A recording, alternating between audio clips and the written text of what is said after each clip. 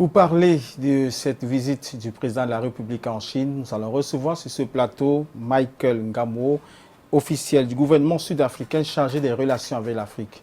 Bonjour Michael. Bonjour, bonjour à tous les téléspectateurs. Bienvenue chez nous au Cameroun et chez vous aussi Merci. bien sûr. Et chez moi aussi, évidemment. Ok. De prime abord, quelle appréciation faites-vous du climat des affaires au Cameroun? Oui, merci. Je dirais que le climat des affaires au Cameroun est assez propice pour les investissements. Vous le savez, pour un investisseur de choisir un pays, il y a beaucoup de critères. Il y a le marché qui est assez grand, marché de plus de 20 millions de personnes.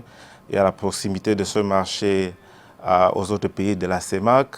Le Cameroun n'a pas assez de problèmes de rapatriement de capitaux comme dans beaucoup de pays africains où je suis passé. Il y a le dynamisme, n'est-ce pas, des hommes d'affaires. Il y a la volonté politique du gouvernement d'attirer les investisseurs. Mais bien évidemment, il y a une chose entre avoir cette volonté politique et un programme assez ciblé, n'est-ce pas, d'aller attirer les investisseurs étrangers pour venir au Cameroun. Et je crois peut-être que c'est là où il faudrait peut-être un peu améliorer, n'est-ce pas, l'attraction des investisseurs au Cameroun. Il faudrait être assez proactif, n'est-ce pas, parce que vous le savez, le marché est assez compétitif. Ce que le Cameroun peut offrir, n'est-ce pas, aux investisseurs, le Gabon peut l'offrir, la Guinée peut l'offrir, le Nigeria, le Ghana, mais qu'est-ce que l'investisseur veut de plus de précis qui puisse, n'est-ce pas, lui faire choisir le Cameroun plutôt que le Ghana, par exemple. Ça me permet de vous demander quelle appréciation faites-vous de cette opération de charme que le président de la République Paul Biya effectue en Chine? Oui, moi je pense que c'est une bonne initiative. Vous savez, dans le domaine des relations économiques, la présence d'un chef d'État, n'est-ce pas, c'est un point assez important gagné parce que les médias, n'est-ce pas, font le tapage sur la visite du président. Les investisseurs, évidemment aussi, n'est-ce pas, écoutent et subitement ils commencent à se demander le Cameroun c'est où, qu'est-ce qu'ils ont de bon, ils font des recherches sur le Cameroun et après 1 an, 2 ans, vous voyez les investisseurs. Donc je crois c'est une très bonne chose, n'est-ce pas, d'avoir le président qui puisse aller en Chine et signer ce genre de coopération, n'est-ce pas, avec la Chine. Et je dirais il était grand temps, n'est-ce pas, qu'il y ait de nouveaux, comment dire en anglais, players, de nouveaux joueurs, n'est-ce pas, dans l'économie du Cameroun. Par rapport au passé où c'était beaucoup plus les pays européens, la France, et ainsi de suite. La Chine, n'est-ce pas, a prouvé ces derniers temps, pas seulement au Cameroun, mais dans beaucoup de pays où je suis allé, en Angola, en Éthiopie, qui peuvent, n'est-ce pas, apporter beaucoup au développement économique des pays africains. Est-ce qu'on les voit aussi en Afrique du Sud, des Chinois? Pas beaucoup, n'est-ce pas, au niveau du développement des infrastructures, parce que vous savez, l'Afrique du Sud, c'est un pays le niveau est assez élevé. Donc les Sud-Africains sont capables eux-mêmes, n'est-ce pas, de bâtir leur économie. Contrairement à beaucoup d'autres pays africains, il faut reposer, n'est-ce pas, sur la technologie extérieure. Donc il y a les Chinois au Cameroun, enfin, qu'est-ce que je dis, en Afrique du Sud, mais c'est beaucoup plus des investisseurs, n'est-ce pas, dans le domaine électroménager, ils fabriquent sur place parce que les conditions, n'est-ce pas, leur permettent, n'est-ce pas, de s'implanter en Afrique du Sud pour accéder à la sous-région de l'Afrique australe. À marge de la visite du chef de l'État, il y avait le ministre des Finances qui était au Rwanda pour la signature d'un accord cadre qui permettait d'ouvrir une zone de libre-échange dans toute l'Afrique, entre les pays de la zone Afrique. Et vous, comment vous avez accueilli cette nouvelle? Je crois que c'est une très bonne nouvelle au niveau des intentions. Okay? Bon, il y a une différence entre l'intention et la mise en pratique, n'est-ce pas, des accords. Déjà, pour un départ, je crois 44 chefs d'État sur 55 ont signé. Donc il y a 10 qui hésitent. Et sur les 44 qui signent, combien vont, n'est-ce pas, implanter, n'est-ce pas, les accords? Il faut donc noter aussi que le Nigeria, qui est le plus grand marché africain, n'a pas encore signé. Ils hésitent encore. Je crois que c'est pour des raisons, selon ce que j'ai appris, de protection de leur industrie qui est encore naissante. Parce que vous savez, ce genre d'accord peut être assez compliqué parce que ça veut dire que les produits pourront entrer, n'est-ce pas, dans le pays sans taux de douane. Et il faudra donc que ça fasse la compétition avec les produits fabriqués sur place. Alors, le Nigeria, dans les années passées, ils ont instauré un programme assez agressif d'attirer les investisseurs dans le domaine agroalimentaire. Et maintenant, lorsqu'ils voient ce genre d'accord, ils se disent « Ah, mais là, s'il faut permettre, n'est-ce pas, les produits de tous les pays africains d'entrer sans taux de douane, ça veut dire qu'ils vont compétir, n'est-ce pas, avec notre industrie qui est encore au niveau de l'enfance. Est-ce que c'est une bonne idée? Donc, c'est pour ça que le Nigeria est en train d'hésiter. Le président a dit qu'il va d'abord consulter, n'est-ce pas, les syndicats, les associations des hommes d'affaires pour voir ce qu'ils pensent, n'est-ce pas, de cet accord. Et puis, ils vont décider. Mais vous êtes l'officiel du gouvernement sud-africain chargé des relations avec l'Afrique. Oui. Mais l'Afrique du Sud aussi n'a pas signé ces accords, sauf si mes informations ne sont pas bonnes. Mais je pense que l'Afrique du Sud n'a pas signé. Qu'est-ce qui a poussé l'Afrique à se détourner de ces accords de libre-échange qui pourraient être salvateurs pour l'Afrique? Voilà. Oui. En principe, ça devrait être, l'Afrique du Sud devrait être le plus grand gagnant de ces accords. Parce que c'est un pays très industrialisé. La plupart des produits sud-africains, n'est-ce pas, sont exportés dans les pays africains. Et malgré, n'est-ce pas, les taux de douane qu'ils payent, ils sont toujours assez compétitifs. Donc avec ce genre d'accord, ils vont carrément, moi en tant que Sud-Africain, nous allons carrément envahir le marché africain. Mais curieusement, l'Afrique du Sud n'a pas encore signé. Pourquoi? Vous savez, cet accord a deux volets. Il y a le volet de la libre circulation des produits. Et il y a le deuxième volet qui est le volet de la libre circulation des personnes. Bon, le Nigeria hésite de signer parce qu'il regarde sur l'aspect de libre circulation des produits pour pouvoir, comme je l'ai dit tantôt, protéger, n'est-ce pas, leur industrie. L'Afrique du Sud, ce serait avantageux pour eux, la libre circulation des produits, mais la libre circulation des personnes, c'est là où ils hésitent un peu parce que ouvrir les deux vont de pair. Donc, ouvrir le marché africain aux produits et aux personnes. Vous savez, l'Afrique c'est un pays assez développé et quand les gens y vont, ils ne veulent pas rentrer forcément. Donc, ils essaient un peu de regarder à ce niveau-là. Est-ce que c'est une bonne idée pour nous le fait que les gens peuvent rentrer quand ils veulent et combien est-ce qu'ils vont rester, combien ils vont sortir. Donc, il y a cet aspect-là. Ils ne le disent pas, mais c'est un peu ce qui est les raisons en dessous, n'est-ce pas, de cette hésitation. Oui, vous qui semblez maîtriser bien ces questions, pour le Camerounais lambda, est-ce qu'il pourra bénéficier de cette zone de libre-échange, puisque vous dites que ce serait bénéfique beaucoup plus pour les pays industrialisés. Au Cameroun, on n'est pas industrialisé. Donc ça veut dire qu'on part perdant sur ces accords. Oui, bon, c'est une façon de voir, hein, parce que, vous savez, lorsqu'on regarde cet accord de libre circulation, une vision restreinte va se dire, oh, le Cameroun, on n'a rien à donner. Parce que quand vous signez ces accords, c'est pour le win-win. Qu'est-ce qu'on donne, qu'est-ce qu'on reçoit. Apparemment, tel que ça se passe, le Cameroun n'aura pas beaucoup à donner parce que le Cameroun produit beaucoup plus de ressources minières, pétrolières et tout, qui ne vont même pas en Afrique. Ça va en Europe et en Chine et tout ça. Mais ce qu'il faut comprendre, c'est que c'est les investisseurs étrangers qui regardent ces accords et se disent que l'Afrique, ça devient un très grand marché de 1,2 milliard de personnes. Ça veut dire qu'on peut aller investir au Cameroun et avoir accès à non pas seulement l'Afrique centrale, mais l'Afrique de l'Est et ainsi de suite. Donc, le Cameroun devient donc partie d'un très grand marché africain de 1,2 milliard. C'est dans ce sens-là que le Cameroun peut bénéficier en étant agressif, n'est-ce pas, au niveau de la promotion des investissements au Cameroun et avoir, n'est-ce pas, une politique assez rude, assez agressive, n'est-ce pas, d'attirer les investisseurs en leur disant, voilà, nous avons un marché de 20 millions de personnes au Cameroun, nous avons l'Afrique centrale et maintenant avec cet accord, nous avons toute l'Afrique, donc investissez chez nous et puis vous avez l'accès à toute l'Afrique. Et c'est ça que les investisseurs sont en train de regarder dans le grand marché africain. Donc, à la longue, tout le monde devient bénéficiaire. C'est beaucoup plus ceux qui ont une politique agressive d'attirer les investisseurs. C'est pour ça que j'ai dit...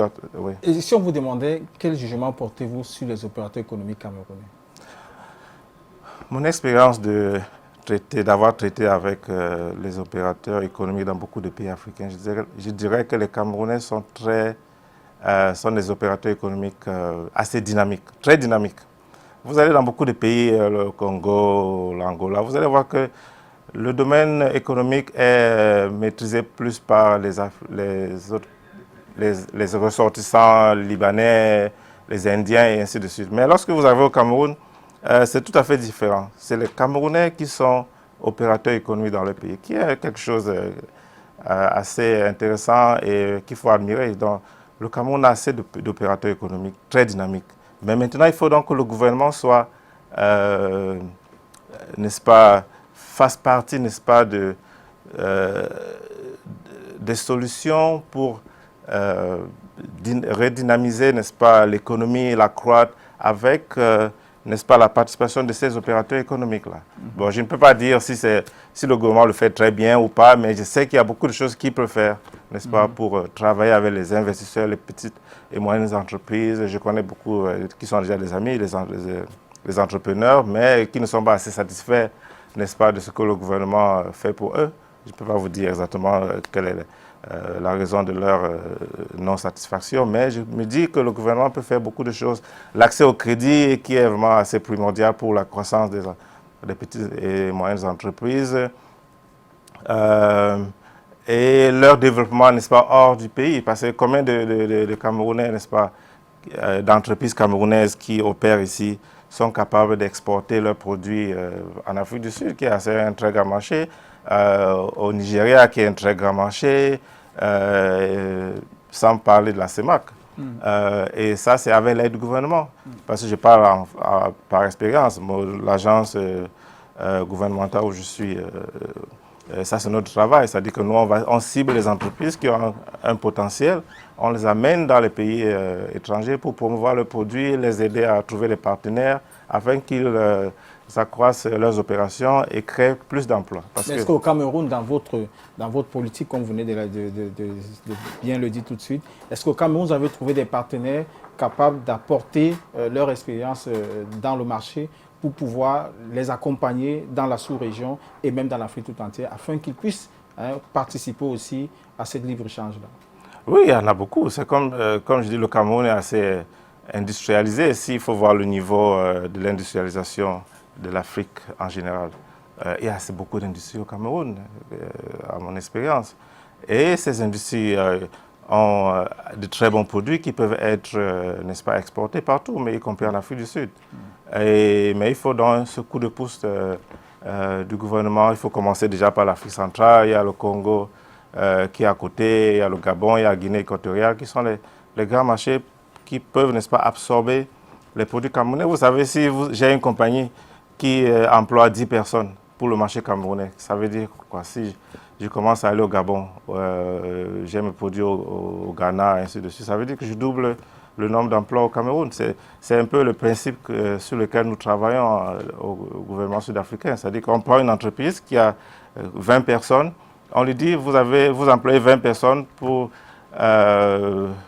distribuer dans le marché sud-africain. Nous, on vous amène au Cameroun, on vous amène au Nigeria, on vous donne l'accès à ce marché en facilitant, n'est-ce pas, la promotion de vos produits, en vous donnant les partenaires, les importateurs qui peuvent importer vos produits.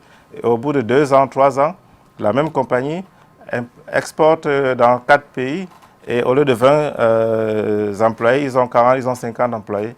Et l'argent revient, n'est-ce pas, en Afrique du Sud. Et la même chose pour le Cameroun. S'ils exportent dans la sous-région en Afrique de l'Est, ces revenus reviennent dans l'économie du Cameroun et l'emploi double dans l'entreprise. On a remarqué que le gouvernement français a implémenté une politique de retour des Camerounais à l'étranger qui voudraient s'investir au Cameroun. On a vu le gouvernement français financer même certains projets des Camerounais. Vous qui êtes considéré comme faisant partie de la diaspora, comment est-ce que ces opérateurs économiques de la diaspora peuvent-ils se déployer pour intégrer ce marché et y trouver leur compte? Oui, la diaspora est très importante. J'ai fait beaucoup de présentations sur l'importance de la diaspora, n'est-ce pas, dans leur pays d'origine. La première chose, c'est déjà que 45%, enfin, le nombre de rapatriements de capitaux que la diaspora envoie dans leur pays correspond à 45%, n'est-ce pas, du taux d'investissement étranger dans les pays africains. Ça veut dire que la diaspora est assez importante. Ça, c'est rien que le rapatriement, n'est-ce pas, les dons financiers qu'ils font dans le pays, et ces dons qui vont aussi dans la fabrication, dans la création des petites entreprises. Mais le plus important, c'est quel est le rôle de la diaspora sur l'investissement dans leur pays. Et ça, c'est tout un grand débat, mais je dirais que même quand les investisseurs décident d'investir dans un pays, il y a beaucoup de critères, le marché, l'environnement politique, mais il y a l'affinité à un pays. Et c'est là où la diaspora a un rôle à jouer. Beaucoup de compagnies, n'est-ce pas, investissent dans un pays juste parce qu'un membre de la diaspora est venu les voir et leur dit, voilà, mon pays a de ce potentiel, je vous amène et je vais vous tenir la main. Et au bout d'un an, cette compagnie investit. Donc, ça c'est hormis, n'est-ce pas, les cas où la diaspora, un membre de la diaspora lui-même a, n'est-ce pas, assez de capitaux, a réuni assez d'argent, crédit dans son pays d'origine pour venir, n'est-ce pas, activement investir dans le pays. Mais qu'est-ce que le gouvernement doit faire? Je crois que ça, c'est un point où le gouvernement a beaucoup à faire. Déjà au niveau de l'octroi, n'est-ce pas, de la double nationalité, parce que si vous discutez avec n'importe quel membre de la diaspora, surtout les Camerounais, ils vont vous dire, le problème le plus crucial, c'est pouvoir aller au Cameroun sans prendre de visa. Pourquoi est-ce que je dois prendre le visa quand je vais au Cameroun? Alors que je vais, n'est-ce pas, pour investir, n'est-ce pas, pour aider à la croissance de l'économie de mon pays. Et beaucoup de pays africains le font. Quand tu as un passeport, moi j'ai un passeport sud-africain, un passeport officiel sud-africain, mais pour venir au Cameroun, il me faut un visa. C'est pas normal. Et si j'étais un opérateur économique qui veut venir tout le temps avec les investisseurs pour investir au Cameroun, et à chaque fois je dois prendre un visa, c'est pas encourageant. Qu'est-ce que ça veut dire? Ça veut dire que le gouvernement déjà ne value pas, n'est-ce pas, l'importance que vous avez dans votre pays. Et beaucoup de pays africains, n'est-ce pas, donnent le libre accès à leur pays, à la diaspora de ce pays. Ça veut dire que si je suis malien ou congolais, je vais rentrer, je vais aller investir, même si j'ai un passeport congolais, je vais dans mon pays quand je veux, peut-être avec ma carte d'identité ou quoi que ce soit. Donc, au vu de ces conditions, vous n'êtes pas prêt à venir investir au Cameroun? Si, le Cameroun, ça nous appartient à nous tous. Même s'il y a les petits problèmes dont on n'est pas d'accord, avec lesquels on n'est pas d'accord, ça n'empêche pas qu'on investisse. On a la famille ici, on a des amis et on veut bien, on est toujours à l'aise chez soi. Si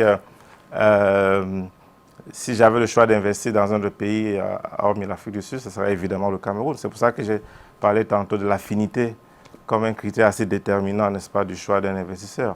Mais il faudrait aussi que le gouvernement puisse faire quelque chose. Je crois que c'est quelque chose qu'il faudrait vraiment que le gouvernement vraiment considère. C'est-à-dire que la libre circulation des Camerounais qui vivent à l'extérieur avec une nationalité de ce pays-là, de pouvoir venir au Cameroun quand ils veulent, pas besoin de visa. C'est vraiment un problème parce que partout où je vais en Europe, aux États-Unis, lorsque vous parlez à n'importe quel Camerounais, il vous dit ça c'est quelque chose que le gouvernement doit vraiment résoudre, d'une manière ou d'une autre. D'accord.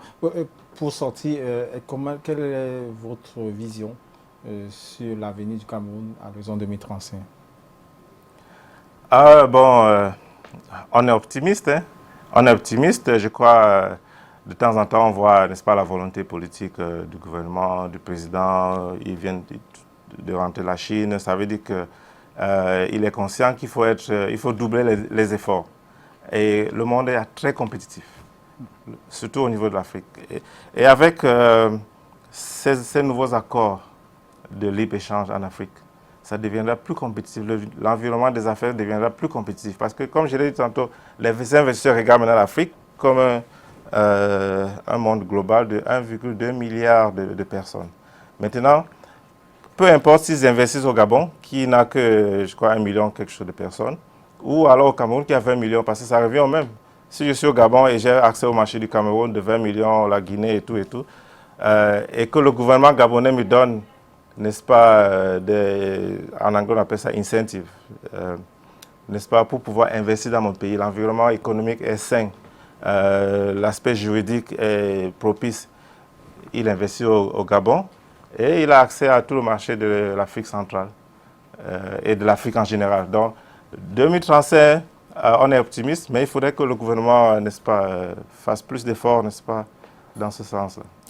Merci Michael Ngambo d'être passé sur notre plateau. Merci beaucoup. Nous vous souhaitons bon vent dans vos affaires. Merci. Et nous espérons que vous allez ramener le gouvernement sud-africain au Cameroun. Ah oui, c'est notre travail. On est là, je suis là avec un groupe de 10-15 investisseurs. J'ai fait de mon mieux, n'est-ce pas, pour amener les investisseurs sud-africains au Cameroun et on espère que ça va payer un jour ou l'autre. Merci. Merci. Le ministre de l'administration territoriale pour la Tanganyika était dans la région du Sud-Ouest, porteur d'un message de paix. Le MINAT a exhorté les populations à dénoncer les personnes suspectes dans cette localité. Quant à celles qui détenaient encore des armes artisanales, il leur a été demandé de les déposer auprès de l'administration compétente. Inès revient sur les détails. Bain de foule entre le ministre de l'administration territoriale et les conducteurs de mototaxi. Paul à Tanganyika et à Kumba dans l'un des foyers de la crise anglophone. Dans sa valise, un message de paix. My young brothers and sisters, the Okada bike riders. Greeted me with the peace plan, and I'm giving back this peace plan, my friends, the motorbike riders. Messengers of peace.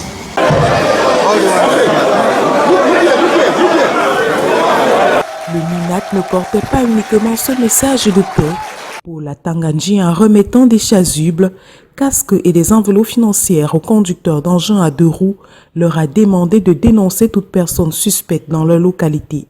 Les représentants des mototaxis, des arrondissements bénéficiaires Kumba 1er, Kumba 2e, Kumba 3e, Mbongue et Kogné ont salué l'initiative du membre du gouvernement avant de redire leur engagement à condamner tout acte sécessionniste.